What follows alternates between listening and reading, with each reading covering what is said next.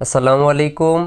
আজ থেকে 15-16 দিন আগে টেকনো ক্যামন 40-তে অ্যান্ড্রয়েড 16 আপডেটটা চলে আসছে। সো ভাবলাম শুরুতেই ফিচারগুলো শুধু আলোচনা না করে কিছুদিন ব্যবহার করার পর ফিচারগুলো কতটুকু কার্যকরী কিংবা কোন বিষয়গুলো আমার ভালো লাগছে বা আপডেটের পর কোনো প্রবলেম দেখা দিতেছে কিনা সেই বিষয়গুলো নিয়ে আলোচনা করি।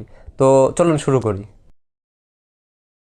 অ্যান্ড্রয়েড 16 বেসড টেকনোর হাইওয়ে 16 যে আপডেটটা টেকনো ক্যামন 40 সহ অন্যান্য রিসেন্ট ফোনগুলোতে আসছে, সেটার মেইন ফিচারগুলো কিংবা যে বিষয়গুলো আমার কাছে খুব ভালো লাগছে সেগুলোর কথা বলতে গেলে প্রথমেই আসে যে অ্যাপল যে iOS 26-এ যে গ্লাস ইফেক্টটা নিয়ে আসছিল সেইটার পুরোপুরি একটা কপি ভার্সন বলা যায় iOS 26। পুরো কন্ট্রোল প্যানেল থেকে শুরু করে সেটিংস অ্যাপসগুলো সম্পূর্ণটাই পুরো গ্লাস ইফেক্ট দেওয়ার ট্রাই করছে। ক্যালকুলেটর, তারপর ফোন, এআই গ্যালারি, সম্পূর্ণ সব অ্যাপসগুলোতে। এই বিষয়টা আমার কাছে খুব একটা ইনোভেটিভ মনে হয় নাই, বাট ভাল লাগছে, বিষয়টা খুব একটা খারাপ দেখায় না। নেক্সট যে বিষয়টা নিয়ে কথা বলবো সেটা হচ্ছে 3D ওয়ালপেপার তারা অ্যাড করছে।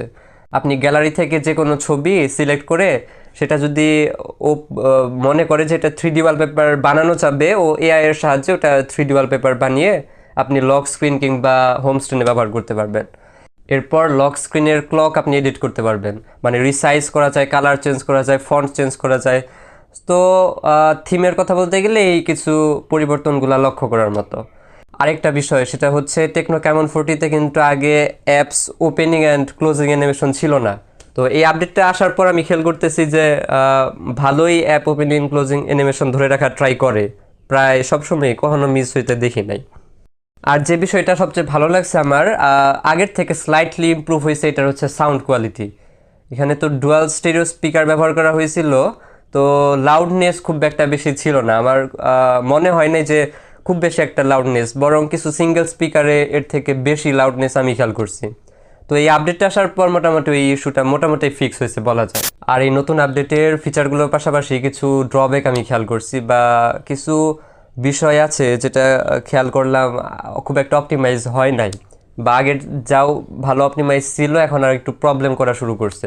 প্রথমত বলবো, আগে থেকেই টেকনো ক্যামন 40-তে অ্যাপগুলো ক্র্যাশ করতো, প্রায় ইউটিউব থেকে শুরু করে ইভেন ওদের নিজস্ব গ্যালারি পর্যন্ত আগে অ্যাপ ক্র্যাশ করে বের করে দিত অ্যাপ থেকে।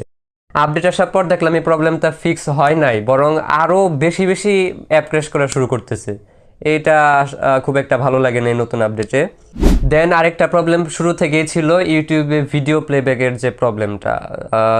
সর্বোচ্চ ভিডিও 2K 60 FPS-এ দেখা যায়, তবে 4K সাপোর্ট দেয় না। এই বিষয়টা মানা গেলেও যে বিষয়টা মানা যায় না